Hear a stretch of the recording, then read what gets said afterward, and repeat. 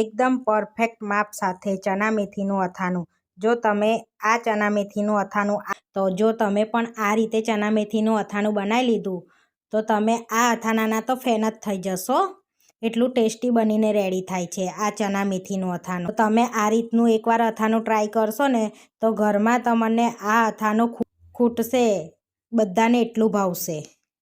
Friends, આજે હું share કરીશ તમારી સાથે ચણા મેથીનું અથાણું બનાવવાની રેસીપી. તો આગળ આપણે ચણા લઈ લીધા છે અને મેથી લીધી છે. તો ચણા વજનમાં 125 ગ્રામ છે અને મેથી વજનમાં 80 ગ્રામ છે અને એક કેરી લીધી છે. અહીંયા કેરી રાજાપુરી લીધી છે, એ કેરી લીધી છે તે 300 ગ્રામ છે. તો મોટા બાઉલમાં કાઢીને મેથીને પહેલાં આપણે ધોઈ લઈશું. તો પાણી એડ કરી દેવાનું છે મેથીમાં અને ધોઈ લેવાની છે મેથીને સરસ એવી. તો આગળ આપણે મેથી આ રીતની ધોઈ લેવાની છે. જોઈ શકો છો આ રીતનું પાણી બધું ગંદુ નીકળે છે એટલે ચોખ્ખી કરી લેવાની છે. તો મેથીને આપણે ધોઈ લીધી છે. હવે આપણે એને પલાળી દેવાની છે મેથીને. તો 2 કપ આપણે પાણી એડ કરી દઈશું અંદર. હવે આપણે આને ઢાંકીને ઓવરનાઇટ માટે પલાળીશું, કાં તો 5 થી 6 કલાક માટે પલળવા દઈશું એને. હવે આપણે ચણાને ધોઈ લેવાના છે. તો એ આગળ મારી પાસે આ રીતના ચણા છે, તો દેશી ચણા છે મારી જોડે. હવે પાણી એડ કરીને એને આપણે સરસ ધોઈ લેવાના છે ચણાને પણ. હવે ચણાને બી 2-3 પાણી ધોઈ દીધા છે. તો હવે એને પણ પલાળી દઈશું આપણે. તો 2 કપ એમાં પણ પાણી એડ કરી દઈશું. હવે ચણાને બી આપણે એ રીતના જ પલાળીશું ઓવરનાઇટ, કાં તો પછી 6 થી 7 કલાક. તો અહીંયા આગળ આપણે કેરી લઈ લીધી છે એને છોલી લઈશું પહેલાં. તો ડીટાનો ભાગ કાઢી લેવાનો છે આ રીતનો અને સરસ છોલી લઈશું. તો અહીંયા આગળ કેરીને તમે છોલ્યા વગર પણ એડ કરી શકો છો. તો આપણે છોલીને એડ કરીએ છીએ આ રીતનું. હવે આપણે કેરીને છોલી લીધી છે. તો હવે આપણે એને કાપી લઈશું. તો આપણે એને ટુકડા કરવાના છે. તમે છીનીને પણ એડ કરી શકો છો. આપણે એનીમાં ઝીણા ઝીણા ટુકડા કરીને એડ કરીશું. હવે કેરીને આપણે કટ કરી લેવાની છે. તો કેરીને આ રીતના આપણે મોટા પીસ રાખીશું. બહુ મોટા નહીં, બહુ નાના નહીં. તો એ મીડિયમ સાઇઝના આપણે પીસ રાખવાના છે આ રીતના. તો આપણે આ રીતના કટ લગાડી લીધા છે. તો જોઈ શકો છો નહીં, બહુ નાની ને એ રીતના કટ લગાડ્યા છે. તો આ રીતની આપણે કેરીને કાપી લીધી છે. હવે એક મોટા બાઉલમાં લઈ લઈશું આપણે કેરીને. હવે એની અંદર આપણે અડધી ચમચી મીઠું અને થોડી હળદર એડ કરીશું અને સરસ મિક્સ કરી લઈશું. અને જેથી આનું પણ પાણી છૂટશે અને સરસ એ પણ અથાઈ જશે કેરી પણ આપણી. સરસ બધું મિક્સ થઈ ગયું છે. હવે એને આપણે 5 થી 6 કલાક માટે રવા દઈશું, કાં તો ઓવરનાઇટ માટે. આપણે ઓવરનાઇટ માટે મેથીને પલાળી રાખીએ. તો સરસ મેથી પલળી ગઈ છે, જોઈ શકો છો આ રીતની. તો હવે આપણે ધોઈ લઈશું એને એક પાણીએ પહેલાં. તો મેથીમાંથી આપણે બધું પાણી કાઢી નાખ્યું છે. તો આપણા ચણા પણ સરસ પલળી ગયા છે, જોઈ શકો છો. હવે એમાં બી બધું પાણી કાઢી લઈશું ને એક પાણીએ ધોઈ લઈશું એને. તો આપણે ચણામાંથી બી બધું પાણી કાઢી લીધું છે. તો એ આગળ આપણે કેરીને બી ધોઈ લઈશું. તો જોઈ શકો છો કેરીમાંથી પણ સરસ પાણી છૂટી ગયું છે. હવે કેરીનામાંથી બી આપણે પાણી કાઢી લઈશું આ રીતનું.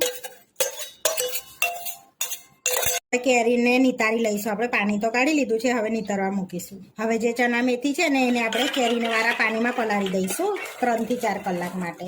બાઉલમાં આપણે ચણા મેથીને એડ કરી દેવાની છે. હવે મિક્સ કરી લઈશું આપણે એની અંદર બધું આ રીતનું. હવે આપણે એની અંદર થોડુંક પાણી એડ કરી દેવાનું છે, 2 કપ જેટલું. અને 2-3 કલાક માટે રવા દઈશું આપણે એને. પાણીમાં સરસ એ ખટાશ એની પકડાઈ જશે એમાં ચણાને મેથીમાં. તો આટલું આપણે પાણી રાખવાનું છે. હવે ઢાંકીને 2-3 કલાક માટે રવા દઈશું આપણે. ઘણા લોકો તો આખી રાત માટે પણ ખાટા પાણીમાં રવા દે છે, તો એ રીતનું પણ ચાલે. તો કેરીને આ રીતની રવા દઈશું તો બધું પાણી નીતરી જશે અંદરથી. તો સરસ કેરી પણ આપણી અથાઈ ગઈ છે, જોઈ શકો છો.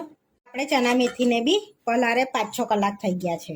હવે આપણે એમાંય બધું પાણી કાઢી લેવાનું છે કાનાવાળા ટોપામાં લઈને. તો આ રીતે આપણે પાણી નિતારવા મૂકી દઈશું 10-1 મિનિટ માટે. સરસ નીતરી જશે. તો અહીંયા કેરીને પણ ટોપામાં કાઢી લીધી, સરસ કોરી થઈ ગઈ છે, જોઈ શકો છો. હવે આપણે એને ડ્રાય કરી લેવાની છે. તો આ રીતે કોટનના કકડામાં આપણે કેરીને રાખી દઈશું. આ રીતે કોટનના કકડામાં પોરી કરી દેવાની છે એટલે સરસ કોરી થઈ જાય, જેમાં એમાં જરાય પાણીનો ભાગ ના રહેવો જોઈએ.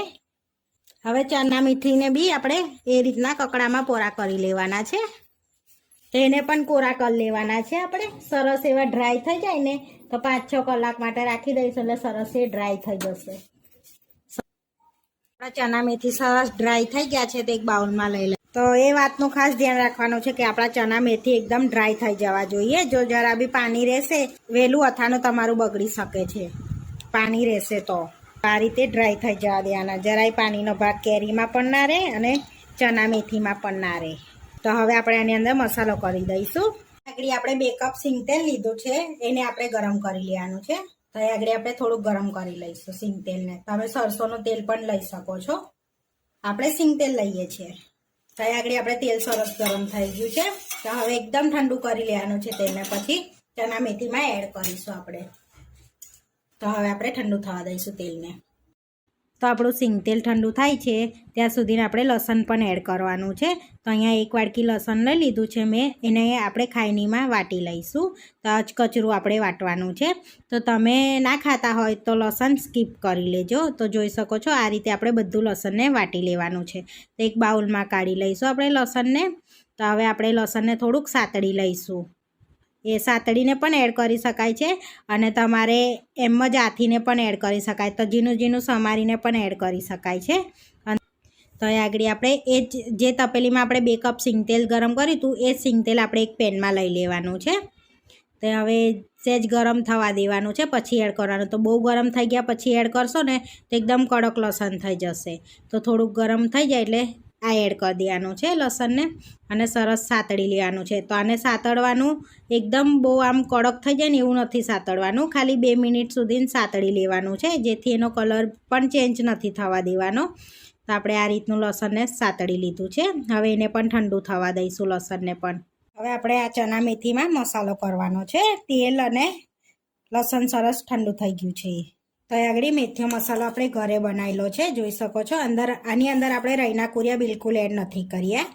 તો આગળ આપણે આ મસાલો એડ કરવાનો છે 1 કપ જેટલો. તો તમારે મસાલો જોતો હોય તો કોમેન્ટમાં જણાવજો. હવે જે લસણવાળું છે ને એ પણ એડ કરી દેવાનું છે અંદર આ રીતનું બધું જ. હવે આપણે એની અંદર થોડુંક તીખું મરચું એડ કરીશું. તો તમે સ્પાઈસી ખાતા હોય તો એડ કરવાનું. આની અંદર કાશ્મીરી મરચું આવે છે એટલે તીખું હોતું નથી. એટલે આપણે આગળ 2 ચમચી જેવું તીખું મરચું એડ કરીએ છીએ.